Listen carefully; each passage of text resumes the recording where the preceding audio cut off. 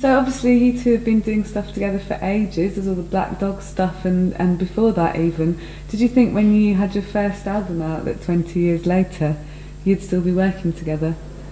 I don't think we really ever envisaged we'd be working in music at that point. I mean, it was very much a hobby for at least 6 years. Yeah. So 20 years ahead was certainly nothing we were considering at that point. We both had day jobs as well, so it really was just something we did in the evenings. But eventually, yeah, we just started getting into work late and things like that. So I suppose at the point when we did it full time, that's when we thought, yeah, maybe this is a goer for a few years at least, but not 20 years. No. So what was the point then? Was it kind of when you signed to Warp that you suddenly thought, right, let's quit the day jobs, or was it sort of a slow rolling process that got you there? Yeah, just after. There was Spanners, I think, was the last Black Dog album we did, and that did relatively well. I mean, well enough for us not to have to be temping and things like that, which we were doing at that point. And shortly after that, we were very lucky to be invited on tour with Bjork, and that was also relatively good financially for us, in addition to being very enjoyable. So at that point, we couldn't really do any regular work anyway, because we went to Asia for a few months and travelled around with her. Yeah, that was the big moment of change for us, I think, because we had to. Up to that point, we could do sort of gigs at weekends and things, but after that, it was travelling, so it wasn't practical.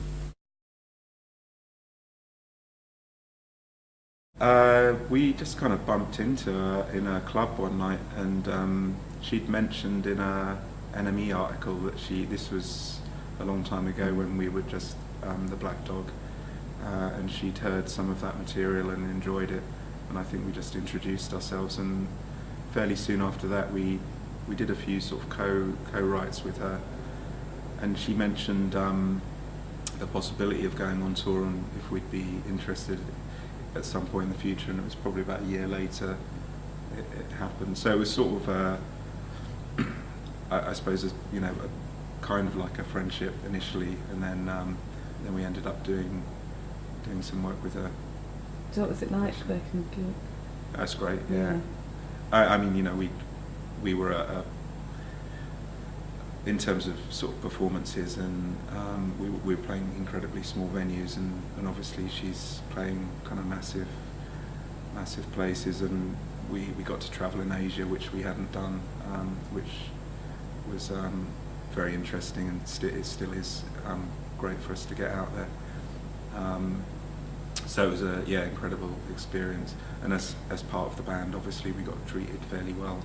So we were in very nice hotels, and it was quite luxurious, really. Yeah, it was sort of level of professionalism that we hadn't come across. Baked beans on toast and stuff that we were kind of used to. Which I think had its sort of influence. You just realise that actually if you want to make it happen, then you need a bit of discipline and a bit of a system, some sort of system and some clarity as to where you're actually going, rather than just sort of flailing around and looking at it purely as this sort of indulgent music. We're just making music because we love it. You have to think slightly beyond that. Is that something you picked up from going into a little bit, just because actually you meet all the engineers and the techs on the crew, and they're just really, they're proper professionals who really inspiring. Apart from the actual performers themselves, you just see that they take it very seriously, and it really matters. If the gig's good, it really matters. It's not just some sort of flippant, let's do a gig, which for us it had sort of been. But we try and balance that now. So I mean, it's not like we're uber professional now, but I think we got a little bit of. We learned loads from the experience, just like it says with the technicians, and I mean, you kind of realise how little. Well, we realised how little we actually knew, so perhaps we were slightly arrogant and sort of we can make records, and it's and you kind of realise that you know about 2% about making music, and it's all slightly amateurish up to a point. So it was a great experience for many reasons. So you've worked with other singers as well, and obviously Bjork is more than that too, but Nicolette and other people. Have you ever thought, maybe we should get a singer in, or has there been any thoughts of getting someone permanently to join you in that capacity, or has it just always been about, No, you two and the... That would be a little bit too sort of manufactured, I think, for us. I mean, it would certainly, it could possibly lead to more sales and more exposure in different areas, but we never kind of went that far. I think we still really enjoy instrumental music primarily. I think that's as well. the main. I mean, our new album's got a few kind of vocal things on it, but it's vocal synthesis, and it's not really a vocal, but it sounds a bit vocally. So I think we fell in love with instrumental music because it's the lack of language, the sort of universality of it, the fact that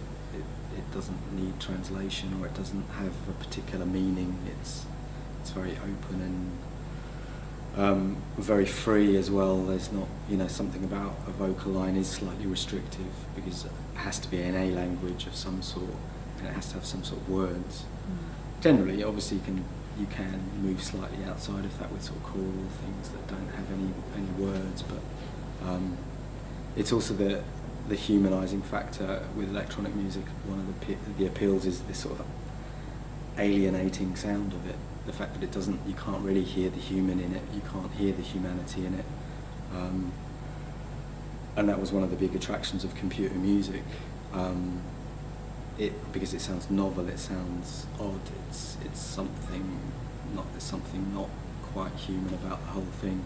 I think as soon as you put a voice in there, even if it's chopped up or sampled or reversed or whatever, the ear is just drawn to that above anything else. Yeah. So I guess that it can be a distractor or whatever. Yeah, well, it changes it from something that can be from outer space to something that's localised on Earth, kind of thing. I mean, there's also obviously an inherent character in any individual's voice, and I mean, some people have incredible ranges and styles, but ultimately you sort of can tell it's them, and so that's it's an amazingly expressive instrument, but it's always going to be that one instrument. With synthesis, you don't have that restriction. You can make any sound. It'd be like one of us playing trumpet or something. We'd always that's the electronic band that always has the trumpet in it, and it would sort of make it one particular. It would maybe again make it too restricted a sound for us, really. But we do obviously like vocals because we've used them quite a lot over the years. So it's not. I'm not anti-vocal at all. So, voices are no, nice. it's just it's nice being.